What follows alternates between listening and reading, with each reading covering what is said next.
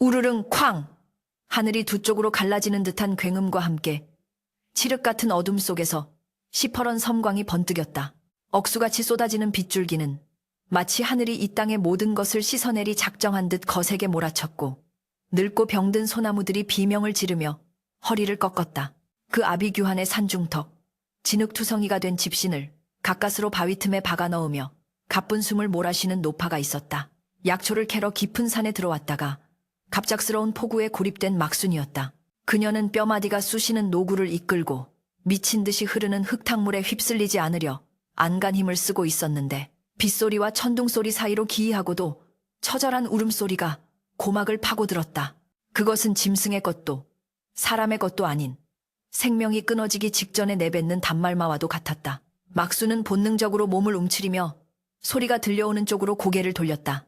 벼락 맞은 고목뿌리 아래 시커먼 입을 벌리고 있는 깊은 구덩이 속에서 그 소름 끼치는 울음이 새어나오고 있었다. 누구시오? 사람이요? 막수는 떨리는 목소리로 외쳤지만 돌아오는 것은 더욱 거세진 빗소리와 짐승의 쇳소리 섞인 신음뿐이었다. 공포가 엄습했지만 그 소리에는 외면할 수 없는 애처로움이 묻어 있었다. 막수는 젖은 치맛자락을 질끈 동여매고 엉금엉금 기어 구덩이 가장자리로 다가갔다. 번개가 다시 한번 번쩍이며 구덩이 안을 비추는 순간 막순의 눈이 휘둥그레졌다. 그곳에는 흙탕물과 핏물이 뒤엉킨 웅덩이 속에 누런 털뭉치 하나가 둥둥 떠 있었다. 그것은 강아지도 아니요 고양이도 아니었다. 아직 눈도 제대로 뜨지 못한 채 차가운 빗물 속에서 허우적거리는 그것은 바로 산중의 왕이라 불리는 호랑이의 새끼였다. 어미는 어디 갔는지 보이지 않고 핏덩이 같은 새끼만이 죽음의 문턱에서 가냘픈 숨을 헐떡이고 있었던 것이다. 막수는 소스라치게 놀라 뒷걸음질 쳤다. 아이고, 맙소사. 산군 산준의 새끼가 아니냐. 그녀는 가슴을 쓸어내리며 도망치려 했다. 호랑이는 사람을 해치는 맹수였다. 이 녀석을 구했다가 어미라도 나타나는 날에는 뼈도 추리지 못할 것이 뻔했다. 아니, 이 녀석이 자라서 자신을 물어 죽일지도 모를 일이었다. 이성은 당장 도망치라고 소리쳤지만 발길은 웬일인지 떨어지지 않았다. 구덩이 속에서 들려오는 끼잉, 끼잉 하는 소리가 마치 십수년 전 역병으로 잃은 자신의 어린 아들이 내던 앓는 소리와 너무나도 닮아 있었기 때문이었다. 차가운 빗바닥에서 어미를 찾으며 죽어가던 자식의 마지막 눈빛이 저 진흙탕 속의 새끼 호랑이와 겹쳐 보였다. 막순의 가슴속 깊은 곳에서 뜨거운 것이 울컥 치솟았다. 에구, 이 몹쓸 팔자야. 내가 미쳤지. 미쳤어. 막수는 결국 자리를 뜨지 못하고 주저앉아 통곡하듯 중얼거렸다. 하늘도 무심하시지. 하필이면 원수 같은 짐승의 새끼를 내 앞에 던져주시다니. 그러나 막수는 알고 있었다. 지금 이 생명을 외면한다면 평생 죄책감에 시달리며 죽은 아들의 꿈을 꾸게 될 것임을 말이다. 그녀는 주위를 두리번거려 쾌덩굴을 찾기 시작했다. 거센 비바람에 손이 얼어붙어 감각이 없었지만 그녀는 이빨로 덩굴을 끊고 매듭을 지어 동아줄을 만들었다. 내 놈이나 나나 오늘 여기서 죽을 운명은 아닌가 보다. 내 너를 살려줄 테니 나중에 나를 잡아먹지는 말거라. 막수는 텟덩굴 한쪽 끝을 굵은 나무 기둥에 단단히 묶고 다른 한쪽을 허리에 감은 채 미끄러운 구덩이 벽을 타고 내려가기 시작했다. 구덩이 안은 썩은 낙엽 냄새와 비릿한 피 냄새가 진동했다. 발을 디딜 때마다 진흙이 무너져 내려 몇 번이나 미끄러질 뻔했다. 노파의 힘없는 팔다리가 부들부들 떨렸지만 그녀는 이를 악물고 바닥으로 내려갔다. 가까이서 본 새끼 호랑이의 몰골은 더욱 처참했다. 흙탕물을 너무 많이 마셔 배는 남산만하게 부풀어 있었고 체온은 얼음장처럼 차가웠다. 막순이 떨리는 손으로 녀석을 들어 올리자 새끼 호랑이는 마지막 힘을 짜내어 하악하고 작은 이빨을 드러냈다. 하지만 물 힘조차 없어 그저 막순의 손가락을 힘없이 핥을 뿐이었다. 그 까칠한 혀에 감촉이 닿는 순간 막순은 기이한 전율을 느꼈다. 그것은 맹수의 위협이 아니라 살려달라고 애원하는 아기의 손길이었다. 오냐, 오냐, 무서워 마라. 할미가 왔다. 막수는 저고리품을 열어 차갑게 식은 새끼 호랑이를 맨살에 맞대어 품었다. 자신의 체온이라도 나눠주려는 필사적인 몸짓이었다. 녀석은 따뜻한 온기가 느껴지자 거짓말처럼 얌전해지며 막순의 가슴팍으로 파고들었다. 이제 올라가는 것이 문제였다. 내려올 때보다 몇 배는 더 힘들었다. 비는 그칠 줄 모르고 쏟아졌고 텟덩굴은 빗물에 젖어 미끄러웠다. 한 손으로는 품 안에 새끼가 떨어질세라 꼭 끌어안고 다른 한 손과 두 발로 진흙벽을 기어 올라야 했다. 손톱이 깨지고 무릎이 까져 피가 흘렀지만 막수는 고통을 느낄 겨를도 없었다. 오직 품 안에서 희미하게 뛰고 있는 작은 심장. 박동만이 그녀를 움직이게 하는 유일한 힘이었다. 한 걸음, 또 한 걸음. 막수는 죽을 힘을 다해 기어 올랐다. 숨이 턱끝까지 차오르고 눈앞이 노래질 때쯤 마침내 구덩이 입구에 풀포기가 손에 잡혔다. 으라차. 그녀는 마지막 남은 힘을 쥐어짜 몸을 솟구쳐 올렸다. 거친 흙바닥에 나뒹굴며 거친 숨을 몰아쉬는 막순의 입에서는 하얀 입김이 뿜어져 나왔다. 비는 여전히 세차게 내리고 있었지만 품속의 새끼 호랑이는 곤히 잠든 듯 규칙적인 숨소리를 내고 있었다. 막수는 젖은 옷까지 위로 흐르는 빗물을 닦아낼 생각도 못한 채 품속의 짐승을 내려다보며 허탈한 웃음을 지었다. 허허. 기어이 일을 저질렀구나. 이제 이놈을 어찌한단 말이냐. 산비탈을 내려오는 길은 험난했다. 어미 호랑이가 혹시라도 냄새를 맡고 쫓아오지 않을까 하는 두려움에 막수는 몇 번이나 뒤를 돌아보았다. 벼락 맞은 나무 주변에는 어미의 흔적조차 없었다. 아마도 사냥꾼에게 당했거나 폭우에 휩쓸려 변을 당한 것이 분명했다. 고아 신세가 된 것은 저놈이나 나나 매한 가지로구나. 막수는 씁쓸한 동병상련을 느끼며 발걸음을 재촉했다. 마을에서 멀리 떨어진 외딴 산속 오두막, 허물어져가는 쌀이문이 그녀의 집이었다. 남편도 자식도 먼저 보내고 수십 년을 홀로 지켜온 적막한 공간이었다. 그러나 오늘 밤은 달랐다. 그녀의 품에는 작지만 뜨거운 생명이 안겨 있었다. 오두막에 도착한 막수는 서둘러 아궁이에 불을 지폈다. 젖은 옷을 벗어 던지고 마른 수건으로 새끼 호랑이의 몸을 구석구석 닦아주었다. 진흙이 씻겨나가자 녀석의 윤기 나는 황금빛 털과 검은 줄무늬가 드러났다. 아직 눈도 못 뜬 녀석이 꼬물거리는 모습은 영락없는 고양이 새끼였다. 막수는 부엌 구석 항아리에서 귀하게 아껴두었던 쌀을 꺼내 묽게 미음을 끓였다. 숟가락으로 미음을 떠서 입가에 가져다 대니 녀석은 배가 고팠는지 허겁지겁 받아먹었다. 작은 혀가 숟가락을 핥는 소리가 조용한 방 안에 울려 퍼졌다. 막수는 그 모습을 물끄러미 바라보다가 자신도 모르게 눈시울이 붉어졌다. 많이 먹거라. 살려고 태어난 목숨인데 죽지 말고 살아야지.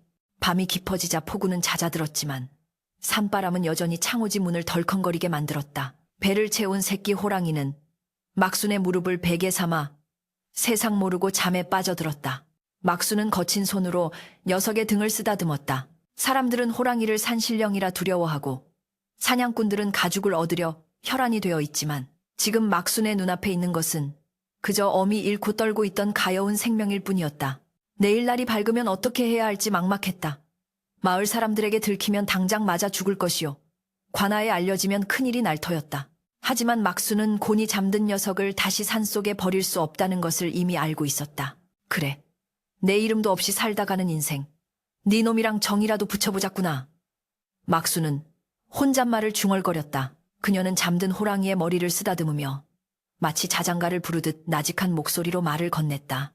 네, 이름은 이제부터 산이다. 산에서 주워왔으니 산이지. 부디 씩씩하게 자라거라. 그날 밤 막수는 오랜만에 악몽을 꾸지 않고 잠들었다. 비록 밖에는 비바람이 몰아치고 있었지만 오두막 안은 늙은 노파와 어린 맹수의 체온으로 훈훈했다. 이것이 훗날 세상을 울릴 기묘한 인연의 시작인 줄은 꿈에도 모른 채 두 외로운 영혼은 서로에게 의지하며 깊은 잠에 빠져들었다. 운명의 수레바퀴는 이미 돌기 시작했고 그 끝에 기다리고 있는 것이 비극일지 희극일지는 오직 하늘만이 알고 있을 뿐이었다. 세월은 유수료새와 같아 빗물에 떠내려가던 핏덩이가 산중의 제왕으로 거듭나는 데에는 그리 오랜 시간이 걸리지 않았다. 막순의 오두막 주변에는 어느덧 사계절이 몇 번이나 바뀌었고 그 시간 동안 산이의 몸집은 하루가 다르게 불어났다. 처음에는 강아지만 하던 것이 고양이만해지고 이내 송아지만해지더니 이제는 장정 셋이 팔을 벌려야 겨우 안을 수 있을 만큼 거대한 맹수가 되어 있었다. 황금빛 털에는 윤기가 흐르고 검은 줄무늬는 마치 붓으로 힘차게 그어내린 듯 선명했으며 그 눈빛은 밤하늘에 별을 박아 넣은 듯 형형하게 빛났다. 누가 보아도 오금을 저릴 만큼 위험 있는 산군산준의 자태였다.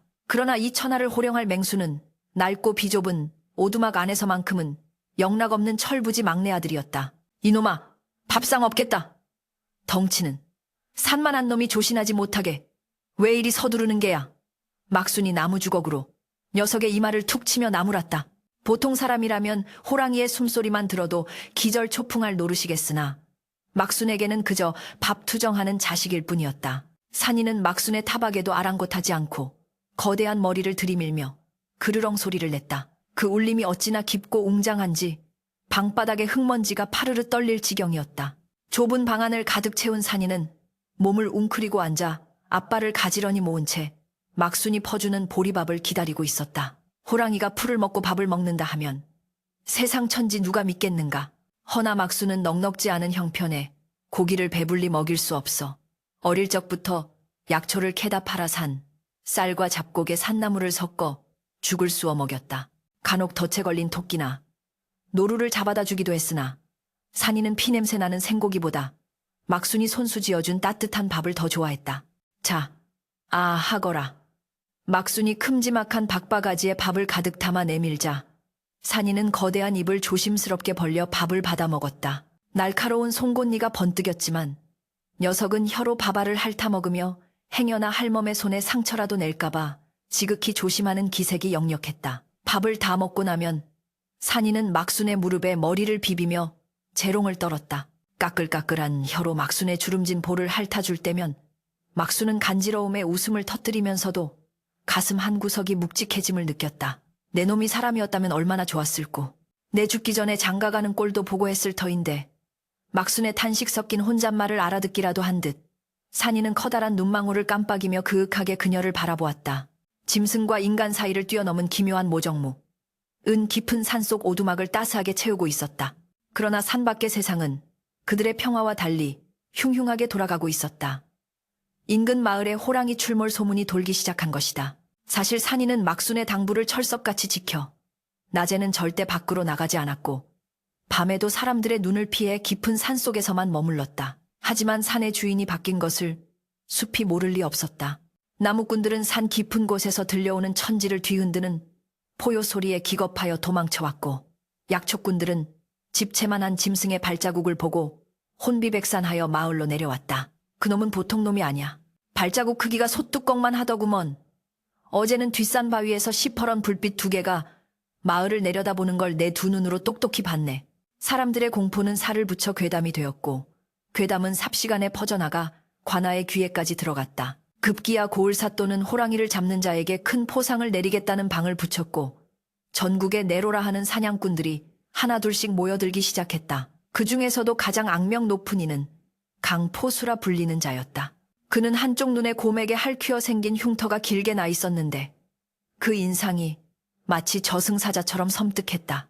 강포수는 단순히 짐승을 잡는 것이 아니라 짐승을 잔인하게 괴롭히며 그 가죽과 뼈, 피까지 팔아치워 부를 축적한 탐욕스러운 인물이었다. 그의 총구 앞에서는 날고 기는 맹수들도 추풍낙엽처럼 쓰러졌기에 사람들은 그를 산짐승의 염라대왕이라 불렀다.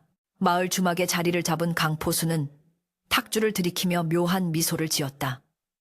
이 산에 사는 놈은 예사놈이 아니야. 냄새가 달라. 그는 코를 킁킁거리며 중얼거렸다. 다른 사냥꾼들이 비웃었지만 강포수의 감각은 본능적으로 사냥감의 특이함을 감지하고 있었다. 그는 다음 날부터 산을 샅샅이 뒤지기 시작했다. 그는 무턱대고 숲을 헤매는 하수들과 달랐다. 바람의 방향을 읽고 짐승의 똥냄새를 맡으며 꺾인 나뭇가지 하나도 허투루 보지 않았다. 강포수는 점점 산이와 막순이 사는 오두막 쪽으로 수색망을 좁혀오고 있었다. 어느 날 오후 막순이 마당에서 나무를 다듬고 있을 때였다. 쌀이문 밖에서 인기척이 느껴졌다. 계십니까? 쇳소리 나는 굵은 목소리에 막순은 가슴이 철렁 내려앉았다. 고개를 들어보니 등에는 커다란 화승총을 메고 허리에는 시퍼런 사냥칼을 찬 사내 강포수가 서 있었다. 그의 외눈이 뱀처럼 번들거리며 오두막 구석구석을 훑고 있었다. 막순은 떨리는 손을 감추며 태연한 척 물었다. 누구요? 이 깊은 산속엔 어인일로 오셨소. 강포수는 비릿한 웃음을 흘리며 마당으로 들어섰다. 지나가던 사냥꾼입니다. 목이 말라 물 한 바가지 얻어 마실 수 있겠습니까? 그의 눈은 물을 찾는 사람의 눈이 아니었다. 그는 콧구멍을 벌름거리며 공기 중에 떠다니는 미세한 냄새를 맡고 있었다. 오두막에서는 짐승의 누린내가 아닌 묘하게 구수한 밤냄새와 섞인 야생의 향기가 풍겼다. 강포수의 눈매가 가늘어졌다. 호랑이 냄새다. 헌데 피비린내가 나지 않아. 막순이 부엌으로 들어가 물을 떠오는 사이 강포수는 마당 구석에 있는 텃밭을 유심히 관찰했다. 그리고 그곳에서 결정적인 단서를 발견했다. 텃밭 흙 위에 찍힌 거대한 발자국 하나. 비록 빗자루로 쓸어 지우려 한 흔적이 있었으나 지식여진 흙의 깊이는 그것이 보통 짐승이 아님을 말해주고 있었다. 강포수는 쭈그리고 앉아 흙 속에 파묻힌 황금빛 털 한 가닥을 집어들었다. 햇빛을 받아 반짝이는 굵고 억센 털. 의심할 여지 없는 호랑이의 털이었다. 물 여기 있소. 마시고 어서 가시오. 막순이 바가지를 내밀며 재촉했다. 강포수는 천천히 일어나 털을 주머니에 슬그머니 넣고는 바가지를 받아들었다. 물을 마시는 척하며 그는 막순의 눈을 뚫어지게 쳐다보았다. 할멈, 혹시 이 근처에서 큰 짐승을 본 적 없소? 집채만 한 호랑이 말이오. 막순은 애써 시선을 피하며 고개를 저었다. 내 눈도 침침하고 귀도 어두워. 그런 건 모르오. 산짐승이라곤 고라니 새끼 한 마리 얼씬도 안 하는 곳이오. 그렇단 말이지요. 강포수는 의미심장한 미소를 지으며 빈 바가지를 돌려주었다. 고라니도 안 오는 곳에 호랑이 털이 떨어져 있다니 참으로 기이한 일이군요. 그 말에 막순의 얼굴이 사색이 되었다.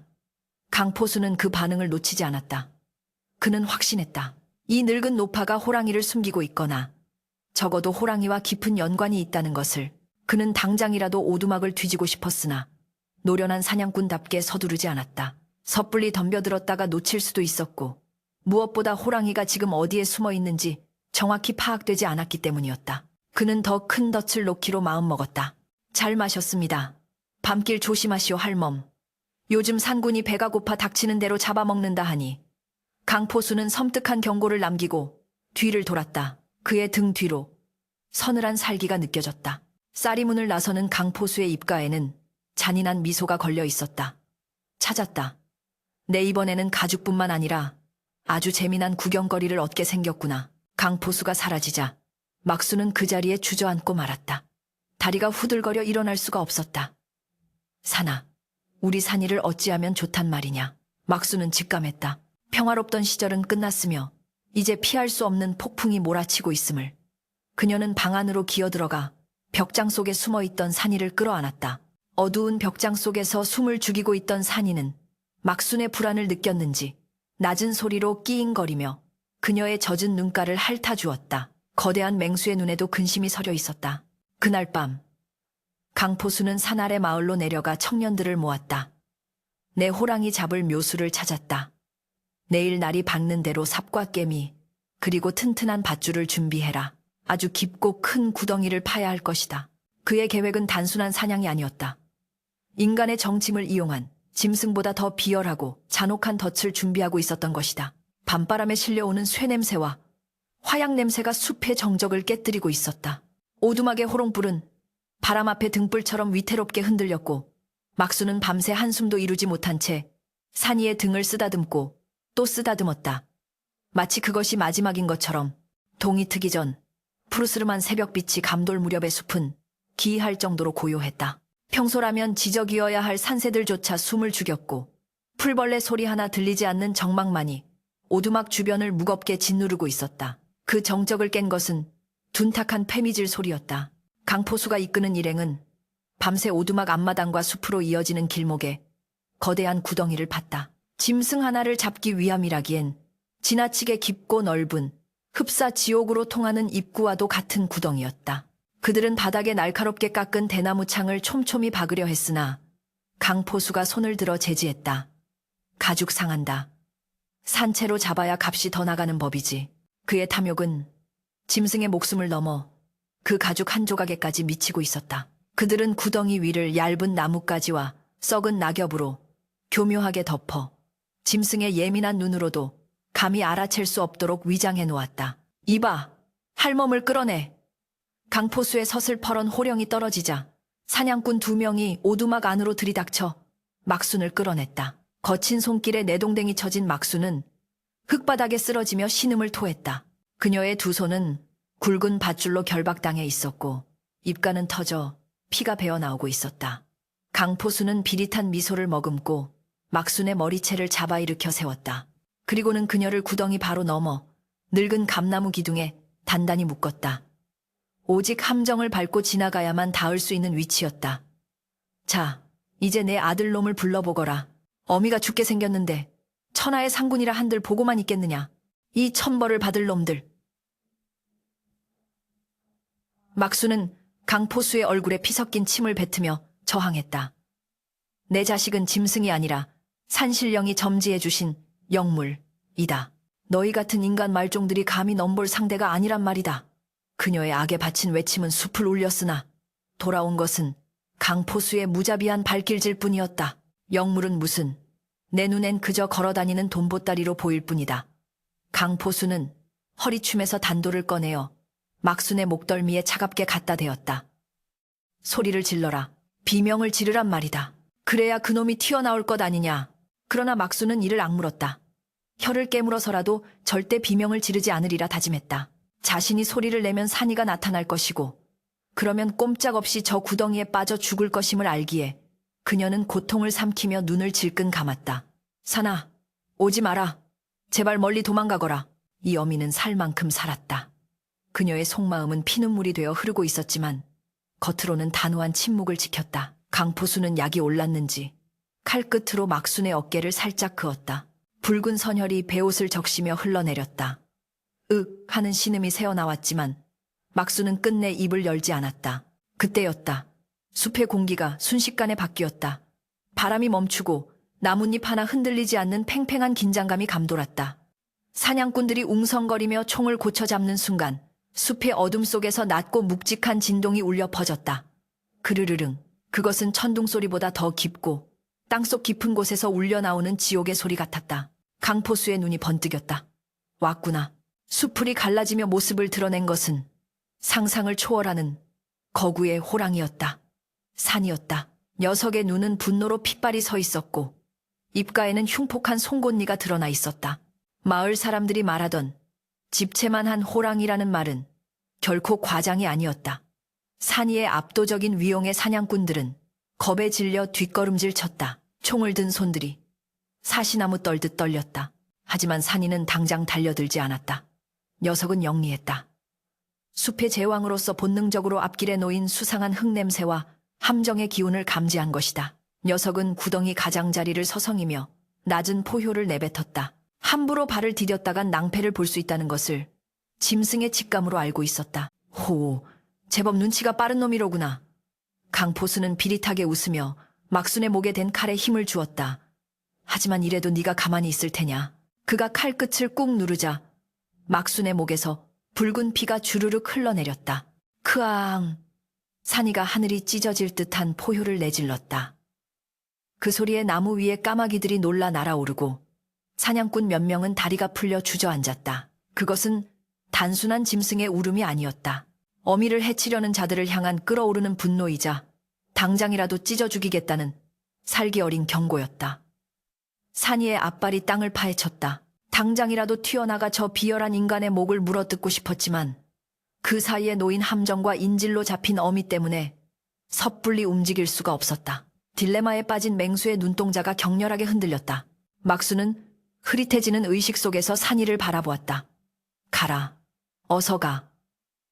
그녀는 쉰 목소리로 절규했다. 하지만 산이는 움직이지 않았다. 녀석의 눈은 오직 피를 흘리는 막순에게 고정되어 있었다. 어릴 적 차가운 빗물 속에서 자신을 건져 올려 따뜻한 품에 안아주었던 그 사람, 배고플 때 밥을 먹여주고 추울 때 곁을 내어주던 유일한 가족. 짐승에게도 잊을 수 없는 은혜가 있었고 갚아야 할 의리가 있었다. 산이는 알고 있었다. 저 앞에 땅이 꺼지는 함정이라는 것을, 저곳을 밟으면 다시는 숲으로 돌아갈 수 없다는 것을. 그러나 녀석은 또한 알고 있었다. 자신이 저 함정을 건너뛰지 않으면 어미가 죽는다는 사실을. 강포수는 산이의 망설임을 즐기며 소리쳤다. 선택해라, 짐승아. 내 목숨이냐, 이 늙은이의 목숨이냐. 그는 막순의 어깨를 발로 걷어차며 도발했다.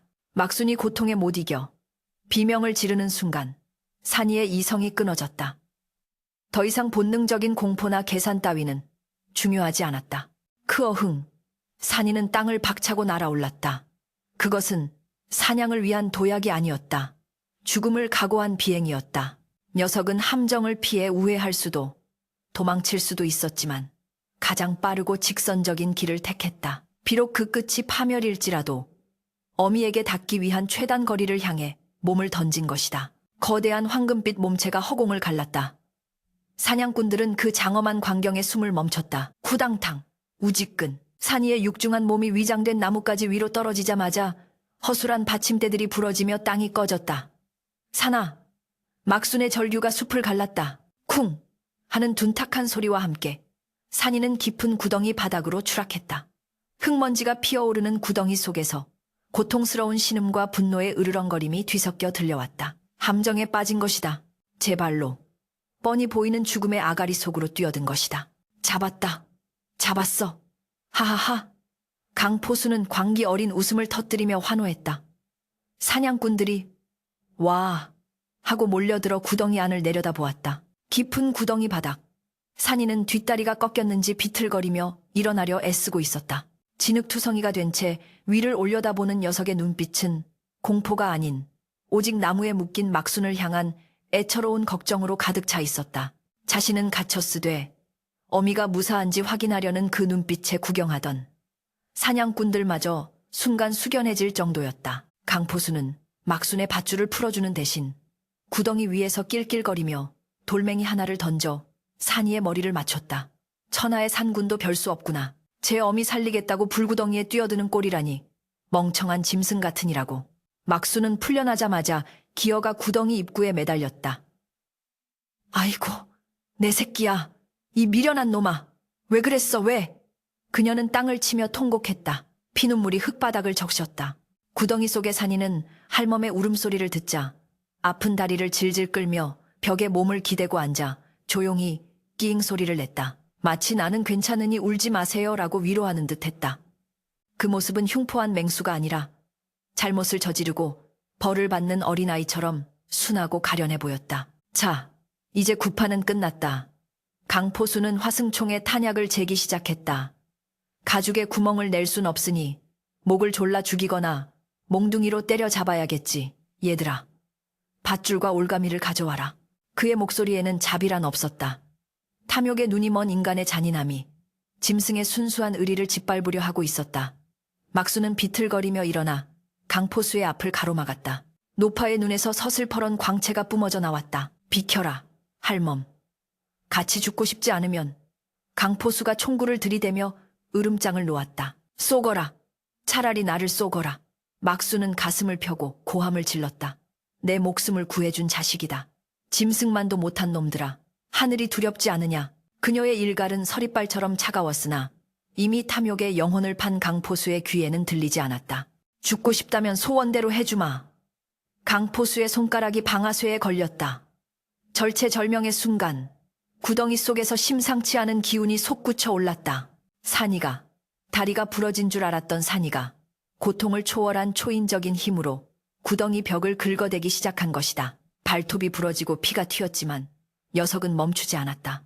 어미를 지켜야 한다는 일념 하나가 죽어가던 맹수를 다시 깨운 것이다. 크아, 앙. 구덩이 안에서 터져나온 포효는 이전의 것과는 차원이 달랐다. 그것은 숲의 정령들을 깨우고 산맥을 뒤흔드는 진정한 산군, 이곰의 분노였다. 땅이 우르릉 울리자 강포수의 조준이 흐트러졌다. 그리고 그 찰나의 순간 기적이 일어났다.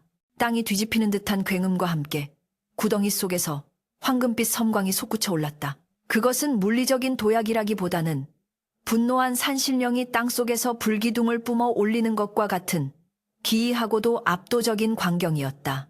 뒷다리가 부러져 꼼짝 못할 것이라 여겼던 산이가 피투성이가 된 발톱으로 진흙벽을 박차고 허공으로 비상한 것이다. 녀석의 거대한 몸체는 중력을 거스르는 듯 가볍게 솟아올라 강포수와 막순의 머리 위를 넘어 쿵 하고 지상에 착지했다. 그 충격으로 주변의 땅이 울렁거렸고 사냥꾼들은 중심을 잃고 나뒹굴었다. 강포수가 쥐고 있던 화승총이 허공으로 발사되며 탕 하는 파열음이 숲을 갈랐지만 총알은 빗나가 허공을 가를 뿐이었다. 으악! 괴물이다. 사냥꾼들 사이에서 비명이 터져 나왔다. 그들이 본 것은 단순한 짐승이 아니었다. 온몸에 진흙과 피를 뒤집어 쓴 채 두 눈에서 시퍼런 안광을 뿜어내는 저 존재는 지옥에서 기어 올라온 야차 예차와도 같았다. 산이는 착지하자마자 고통스러운 듯 뒷다리를 절뚝거렸으나 털끝만큼도 물러설 기색이 없었다. 녀석은 곧장 강포수와 막순 사이를 가로막고 섰다. 마치 거대한 성벽처럼 어미를 향한 모든 위협을 자신의 몸으로 막아내겠다는 결연한 의지였다. 녀석의 입에서 터져나오는 그르르릉 소리는 사냥꾼들의 뼛속까지 시리게 만들었다. 강포수는 엉덩방아를 맞은 채 뒤로 기어 물러났다. 천하의 강포수라 자부하던 그의 얼굴은 이미 백지장처럼 하얗게 질려 있었다. 눈앞의 호랑이는 덩치도 덩치려니와 뿜어내는 기세가 여느 맹수와는 차원이 달랐다. 살기사칠하기보다는 위엄외엠에 가까운 그 기운에 압도되어 손에 든 칼조차 무거워 들 수가 없었다. 산이는 그런 강포수를 내려다보았다. 당장이라도 앞발을 휘둘러 그 가증스러운 머리통을 으깨버릴 수도 있었다. 녀석의 발톱이 움찔거리며 사리를 드러냈다. 그러나 산이는 강포수를 공격하는 대신 고개를 돌려 피를 흘리고 있는 막순을 바라보았다. 녀석에게는 복수보다 어미의 안위가 먼저였던 것이다.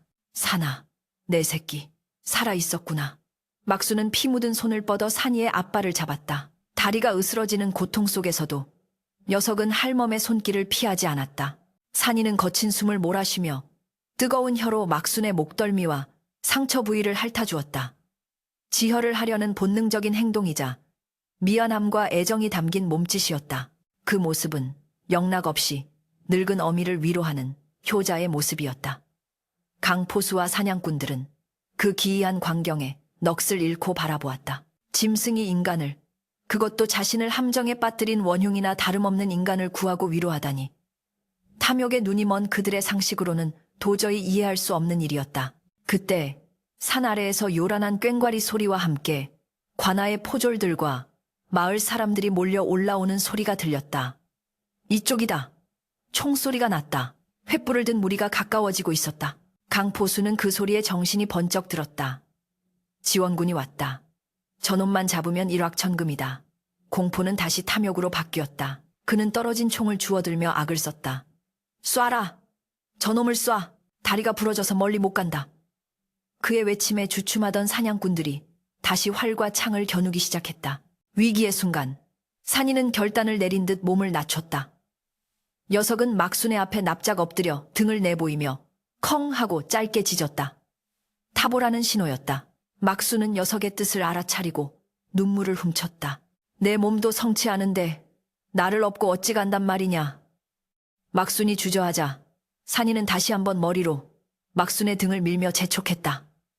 시간이 없었다. 포졸들의 횃불이 코앞까지 다가와 있었다. 막순은 이를 악물고 산이의 등에 올라탔다. 녀석의 등은 넓고 따뜻했으며 바위처럼 단단했다. 막순이 목을 끌어앉아 산이는 고통을 참는 듯 신음을 삼키며 비틀비틀 일어섰다. 저놈 봐라. 노인네를 업고 뛴다. 사냥꾼 중 하나가 소리쳤다. 산이는 부러진 뒷다리를 절룩거리면서도 놀라울 정도의 속도로 산비탈을 치고 올라가기 시작했다. 평소라면 바람처럼 날았을 테지만 등에 업힌 노모가 떨어질세라. 그리고 다친 다리 때문에 평소보다 느리고 묵직한 질주였다. 그러나 그 기세는 맹렬했다. 앞을 가로막는 잡목들을 몸으로 쳐내고 바위를 뛰어넘으며 산이는 숲속으로 사라져갔다. 강포수는 땅을 치며 분통을 터뜨렸다. 쫓아라! 핏자국을 따라가면 된다. 한편 뒤늦게 당도한 포졸들과 마을 사람들은 눈앞에 펼쳐진 광경을 믿을 수가 없었다. 달빛 아래 거대한 호랑이가 백발이 성성한 할머니를 등에 업고 산등성이를 달리고 있었다. 바람에 휘날리는 막순의 흰 머리칼과 산이의 황금빛 털이 어우러져 마치 한 폭의 신비로운 그림과도 같았다. 저게 무슨 조화냐. 산신령이 노모를 업고 가는 게야. 마을 촌장이 떨리는 목소리로 중얼거렸다. 활을 겨누려던 포졸들도 슬그머니 활시위를 내렸다. 감히 쏘아서는 안 될 것 같은 성스럽고도 애달픈 기운이 그들을 압도했기 때문이다.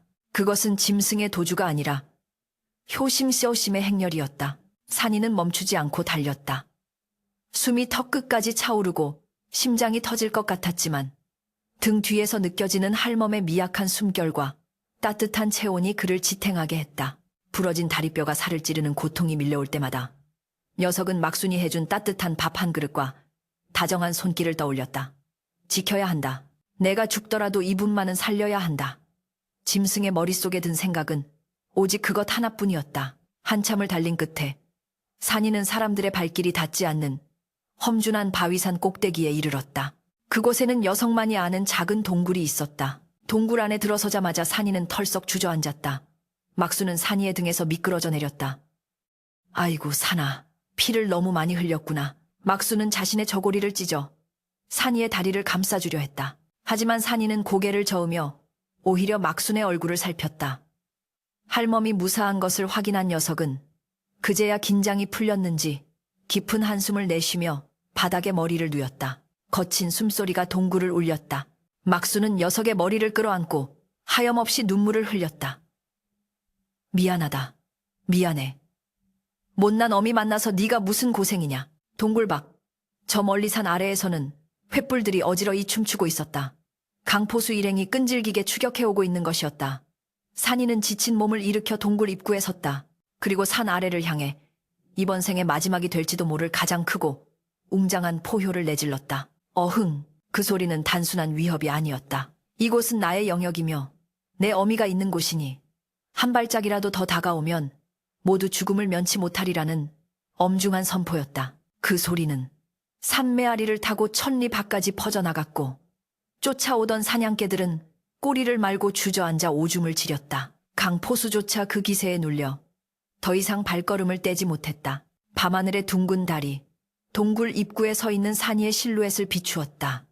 그 모습은 흡사 산을 지키는 수호신의 형상과도 같았다. 막수는 산이의 뒷모습을 바라보며 가슴이 미어지는 것을 느꼈다. 빗물에 떠내려오던 핏덩이가 언제 저렇게 커서 자기를 지켜주는 산군이 되었을까? 짐승도 은혜를 알면 사람보다 낫다더니 옛말 틀린 것 하나 없었다. 밤은 깊어가고 산이는 밤새 뜬 눈으로 동굴 입구를 지키며 막순의 곁을 떠나지 않았다. 밖에서는 차가운 밤바람이 불어왔지만 동굴 안은 서로를 위하는 붉은 단신으로 인해 그 어느 때보다 뜨거웠다. 이튿날 아침, 날이 밝자 기적 같은 일이 벌어졌다. 강포수가 이끌던 사냥꾼들이 하나둘씩 산을 내려가기 시작한 것이다. 나는 못하겠소. 저건 짐승이 아니오. 산신을 건드렸다간 천벌을 받을 게 뻔해. 어젯밤의 그 신비로운 광경과 산이의 포효에 겁을 먹은 사냥꾼들이 포기하고 돌아선 것이다. 강포수는 길길이 날뛰며 화를 냈지만 홀로 남은 그 역시 호랑이의 영역에 혼자 들어갈 용기는 없었다. 결국 그 역시 불루를 삼키며 산을 내려갈 수밖에 없었다. 악인의 탐욕이 짐승의 효심 앞에 무릎을 꿇은 것이다. 산이는 강포수가 완전히 사라진 것을 확인하고서야 긴장을 풀고 쓰러졌다. 며칠간의 굶주림과 부상으로 인해 탈진한 것이다. 막수는 비틀거리는 몸으로 산에 나가 약초를 캐오고 바위 틈에 고인 빗물을 받아 산이의 입에 넣어주었다. 이제 살았다 산아. 저놈들이 갔다.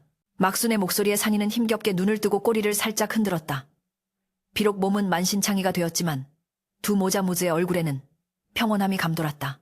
세상의 잣대로는 결코 이해할 수 없는 인간과 짐승 사이의 숭고한 사랑이 그 깊은 산속 동굴 안에 꽃피고 있었다. 그러나 이 평화가 영원할 수는 없었다. 늙은 막순의 수명은 이미 다해가고 있었고 이별의 시간은 소리 없이 다가오고 있었다. 세월의 흐름은 그 누구도 거스를 수 없는 법이라. 계절이 몇 번 바뀌고 낙엽이 쌓이는 동안 막순의 기력은 눈에 띄게 쇠약해져 갔다. 그날의 탈출극 이후 두 모자무즈는 사람들의 발길이 닿지 않는 깊은 산속 동굴에서 서로를 의지하며 지냈다. 산이는 더 이상 사냥꾼들의 표적이 되지 않기 위해 낮에는 굴 밖으로 나가지 않았고 밤이 되면 산을 내려가 핌이나 산토끼를 잡아와 병든 노모를 봉양했다. 자신이 먹기 전에 먼저 껍질을 벗겨 살점을 발라 막순의 앞에 놓아주는 꼴은 영락없이 부모를 섬기는 효자셔스의 모습이었다. 그러나 지극정성으로 돌본 보람도 없이 막순에게 주어진 천수텐쇼의 모래시계는 마지막 한 토를 향해 달려가고 있었다. 차가운 북서풍이 몰아치는 어느 늦겨울 밤, 막순은 거친 숨을 몰아쉬며 산이의 앞발을 꼭 쥐었다. 산아, 내 이제 갈 때가 된 모양이다. 막순의 목소리는 마른 낙엽이 바스라지듯 희미했다.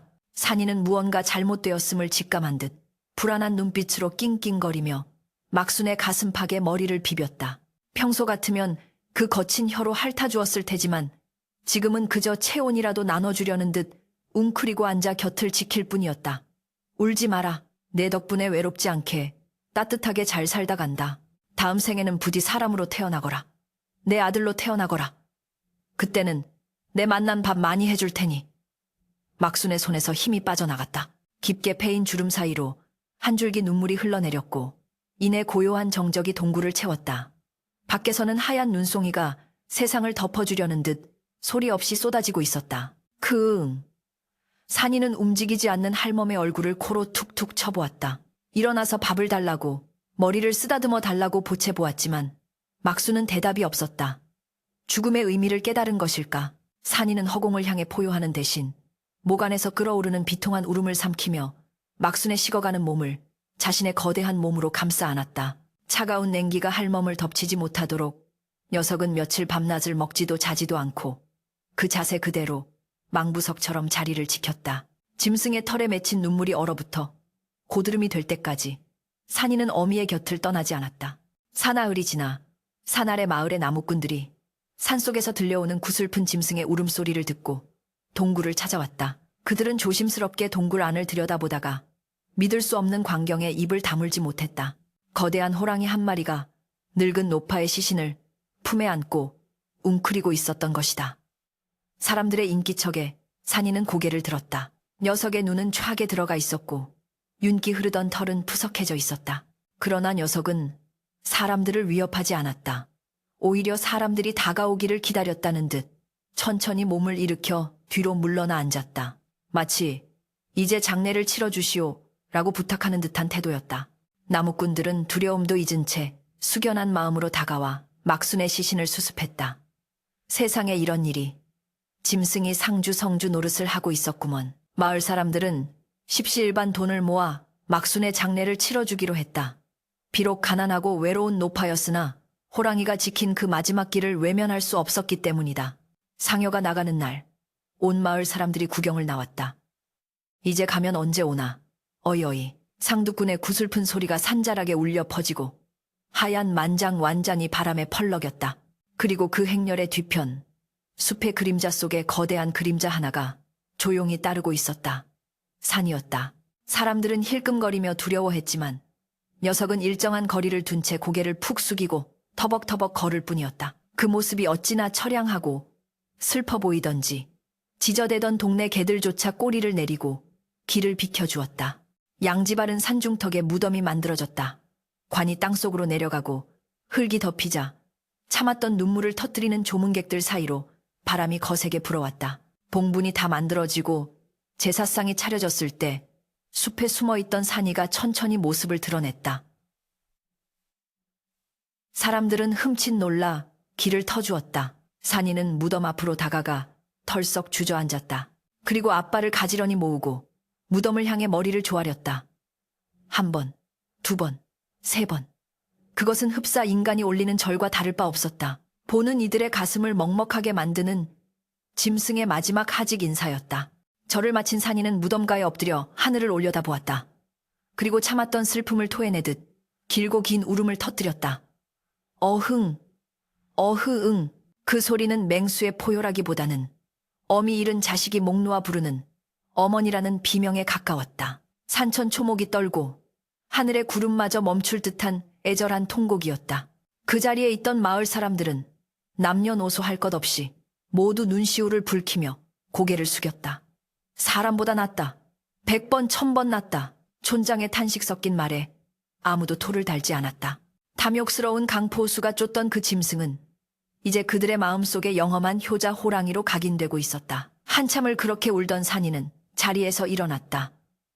녀석은 젖은 눈으로 무덤을 한 번 더 돌아보고는 이내 몸을 돌려 깊은 산속으로 발걸음을 옮겼다.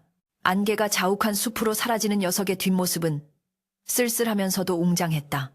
그날 이후로 마을에는 더 이상 호랑이에게 해를 입었다는 소식이 들리지 않았다. 대신 산속에서 길을 잃은 사람이 있으면 어디선가 호랑이 발자국이 나타나 마을로 가는 길을 안내해 주었다거나 막순 할멈의 제삿날이 되면 무덤가에 산토끼나 토엠이 놓여 있다는 전설 같은 이야기들만이 전해질 뿐이었다. 사람들은 산이가 신선이 되어 하늘로 올라갔다고도 하고 여전히 그 산을 지키는 산군, 산준이 되어 불쌍한 사람들을 돕고 있다고도 했다.